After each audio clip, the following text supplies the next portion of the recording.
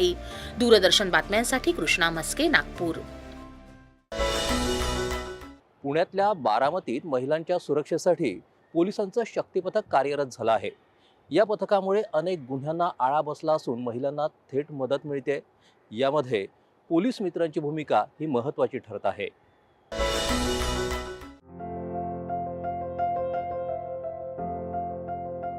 राज्यभरात शाळा, विद्यालय तसंच इतर ठिकाणी महिलांसोबत होणारे अत्याचार आणि गुन्ह्यांना आळा घालण्याचे प्रयत्न सरकारच्या वतीनं सुरू आहेत।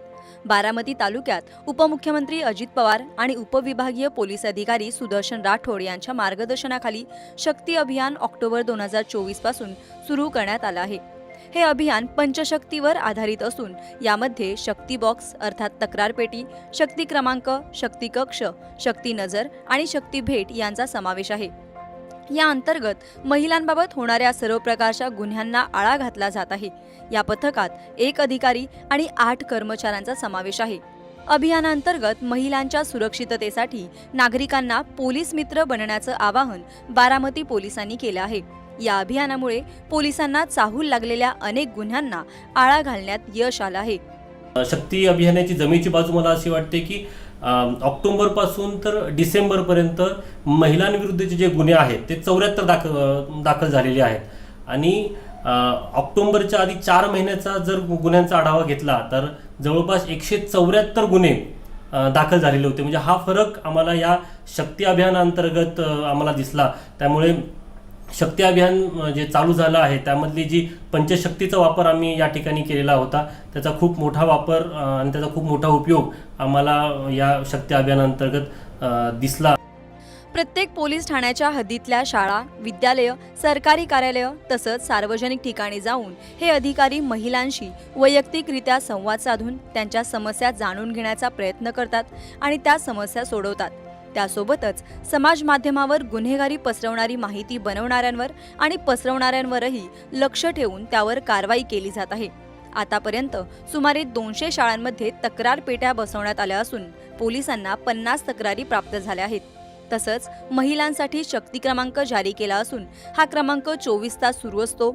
या क्रमांकावरही महिला आपल्या तक्रारी दाखल करत आहेत। तक्रारदार महिलेचं नाव गुपित ठेवलं जातं।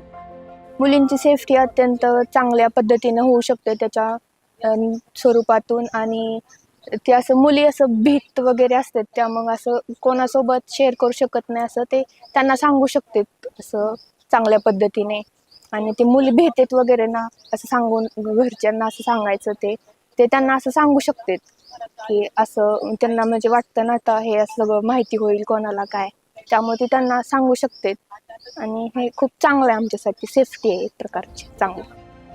उपविभागीय पोलीस अधिकारी कार्यालयासह प्रत्येक पोलीस ठाण्यात शक्ती कक्ष स्थापन करण्यात आले असून या कक्षात महिला पोलिसांच्या मदतीनं भयमुक्त वातावरण तयार करून महिलांना विश्वासात घेऊन त्यांना समुपदेशन करून कायदेविषयक मार्गदर्शन केले जात आहे। त्यांना अन्याय सहन न करता निर्भयपणे बोलण्यासाठी प्रवृत्त केले जात आहे।